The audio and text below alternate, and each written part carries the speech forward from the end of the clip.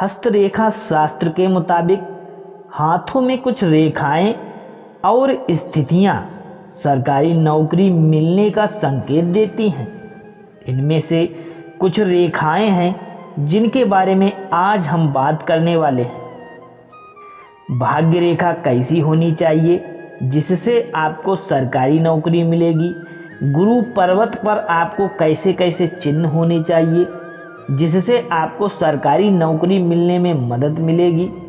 या फिर सूर्य पर्वत की स्थिति आपकी कैसी होनी चाहिए जिससे सरकारी नौकरी मिलने में हमें आसानी होगी। या फिर सूर्य रेखा से निकलने वाली रेखा कैसी होनी चाहिए जिससे हमें सरकारी नौकरी मिलने में मदद मिलती है। तो चलिए सबसे पहले जान लेते हैं भाग्य रेखा। भाग्य रेखा कैसी होनी चाहिए जिससे हमें सरकारी नौकरी मिलने में मदद मिलेगी। तो हस्तरेखा शास्त्र के मुताबिक अगर किसी व्यक्ति की भाग्य रेखा जीवन रेखा को काटते हुए गुरु पर्वत और शनि पर्वत के बीच से जाती है तो उसे सरकारी नौकरी मिलने की संभावना ज़्यादा रहती है। यह रेखा साफ होनी चाहिए और बीच से कटी पिटी ना होनी चाहिए। यानी भाग्य रेखा आपकी मणिबंध से निकली है, सीधे आपकी कहाँ पर गई, गुरु पर्वत और शनि पर्वत के बीच में गई है, सीधी रेखा। तो भाग्य रेखा, तो इसका मतलब है कि आप सरकारी नौकरी की तैयारी करें और आपको सरकारी नौकरी मिलने के पूरे पूरे चांसेस हैं। तो यदि आपके हाथ में इस प्रकार की भाग्य रेखा है तो आप सरकारी नौकरी में जुट जाइए, तैयारी में जुट जाइए और आप हो सकता है सरकारी नौकरी को पालें। अब गुरु पर्वत पर किस प्रकार की लाइन होनी चाहिए या फिर किस प्रकार के चिन्ह होने चाहिए। अगर किसी व्यक्ति के हाथ में गुरु पर्वत पर कोई चिन्ह है, जैसे त्रिभुज का चिन्ह है, तो आपको सरकारी नौकरी मिल सकती है। या फिर आपके गुरु पर्वत पर कोई रेखा है और आपके भाग्य रेखा को छू रही है तो आपको सरकारी नौकरी मिलने में मदद मिल सकती है। इस प्रकार की यदि आपकी गुरु पर्वत पर रेखाएं हैं या फिर त्रिभुज का चिन्ह है तो आपको सरकारी नौकरी मिलने में आसानी हो सकती है, आपके रास्ते आसान हो सकते हैं।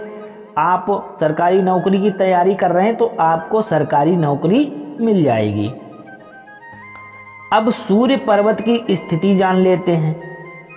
अगर किसी व्यक्ति का सूर्य पर्वत अच्छा है, अच्छा होने का मतलब है सूर्य पर्वत उभरा हुआ होना चाहिए, ऊपर को उठा होना चाहिए, तो उसे सरकारी नौकरी मिलने की संभावना ज़्यादा रहती है।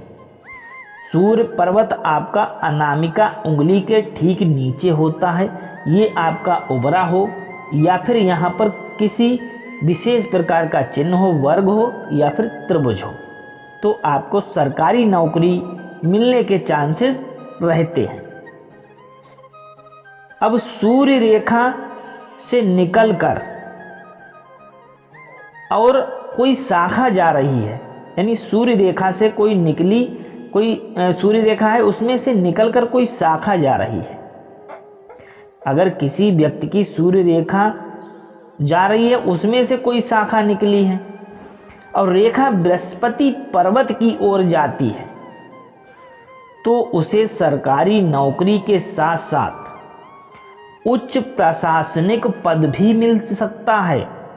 यानी उसे बहुत उच्च पद मिल सकता है उसके, यदि सूर्य रेखा से कोई रेखा निकलकर बृहस्पति पर्वत की ओर जाती है तब उसे बड़े ओहदे की नौकरी मिल सकती है।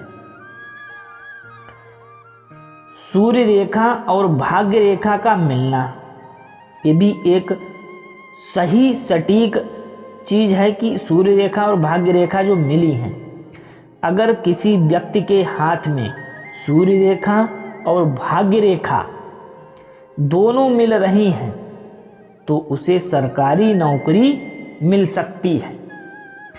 तो इस प्रकार के आपका एक भी संकेत बन रहा है इनमें से, तो आप गवर्नमेंट जॉब के लिए आप अप्लाई करें और तैयारी करें, तो आपको जो रास्ताएं हैं सरकारी नौकरी मिलने की वो आसान हो सकती है। देखिए, कोई भी काम हो, मान लीजिए हम किसी चीज़ की तैयारी कर रहे हैं, किसी चीज़ को हमें पाना है, तो उसके लिए हमें तैयारी करना बहुत ज़रूरी होती है। तो यदि आप तैयारी नहीं कर रहे हैं और सोच रहे हैं कि हमारे हाथ में रेखाएं हैं और इन रेखाओं से हमें नौकरी मिल जाएगी, तो ऐसा नहीं है। मेहनत तो आपको करनी पड़ेगी। जब तक आप मेहनत नहीं करेंगे तब तक आप ना ही नौकरी पा सकते हैं, और आपका भाग्य रेखा कितनी भी अच्छी हो, कुछ भी हो, आप आगे नहीं बढ़ सकते हैं। तो देखिए, कर्म करने वाले ही आगे बढ़ते हैं, और यदि आप कर्म नहीं करेंगे तो आगे कैसे बढ़ेंगे। मान लीजिए आपको दिल्ली जाना है और आप दिल्ली वाली ट्रेन नहीं पकड़ेंगे तो कैसे दिल्ली पहुंचेंगे।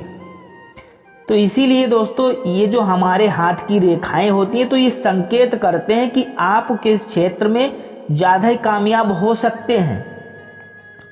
तो उस क्षेत्र में आप मेहनत कीजिएगा, आप ज़रूर सफल होंगे। तो ये संकेत होते हैं, इन संकेतों के हिसाब से आप मेहनत कर सकते हैं और आपको सफलता ज़रूर मिलेगी। छोटी सी वीडियो आपको कैसी लगी? अच्छी लगी है तो कमेंट बॉक्स में जय श्री राधे लिखना ना भूलें। मिलते हैं अगली वीडियो में।